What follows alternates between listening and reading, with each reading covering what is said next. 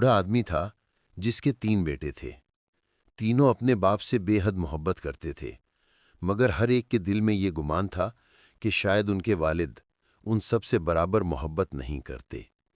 बड़ा बेटा मजबूत और मुकाबला जीतने वाला था, हर चैलेंज में सबसे आगे। वो पौधों, जानवरों और दुनिया के हर इंसान से प्यार करता।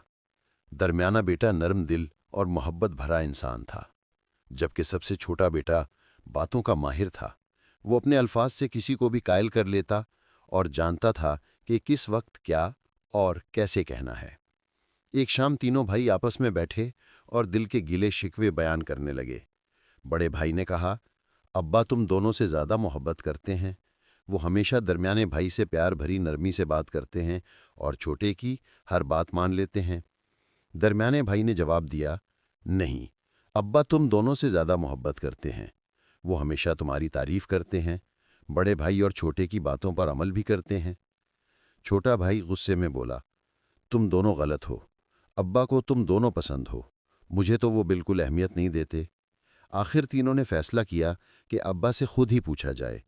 उन्होंने कहा, अब्बा हमें सच बताएं, आप सबसे ज़्यादा किससे मोहब्बत करते हैं? जब तक हम ये नहीं जानेंगे हमारे दिल को सुकून नहीं मिलेगा।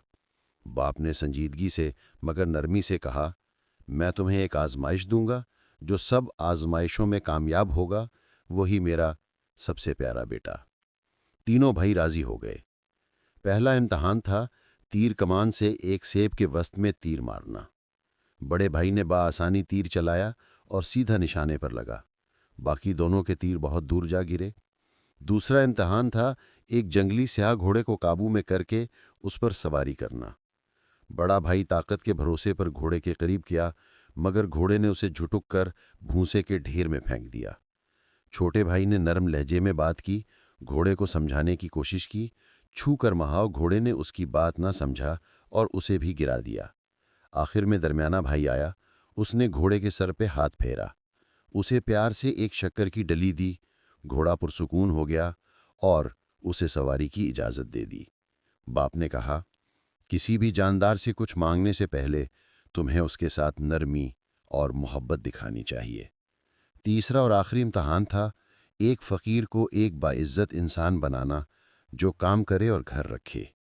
सबसे पहले बड़े भाई ने जाकर फ़कीर से कहा, ए आदमी, सड़कों पर भीख मांगने के बजाय जाकर कोई काम कर। फ़कीर डर कर वहाँ से चला गया, मगर उसकी हालत वही रही। फिर दरमियाना भाई गया। उसने फ़कीर को कुछ सिक्के दिए और कहा, ये लो, मगर इसे समझदारी से खर्च करता जाकर कोई ईमानदार काम तलाश करो। फ़कीर ने शुक्रिया अदा किया, मगर वहीं बैठा रहा। आखिर में छोटा भाई गया। वो फ़कीर के पास बैठ गया और बोला, आओ मैं तुम्हें कहानी सुनाऊं कि ज़िंदगी कैसे बदल सकती है अगर तुम पहला कदम खुद उठाओ। फ़कीर उसकी बातों से मुतासिर हुआ, उठा, घर गया, खुद को साफ किया और नई ईमानदार ज़िंदगी शुरू कर दी। जब तमाम आजमाइशें ख़त्म हुईं तो तीनों भाई हैरान थे।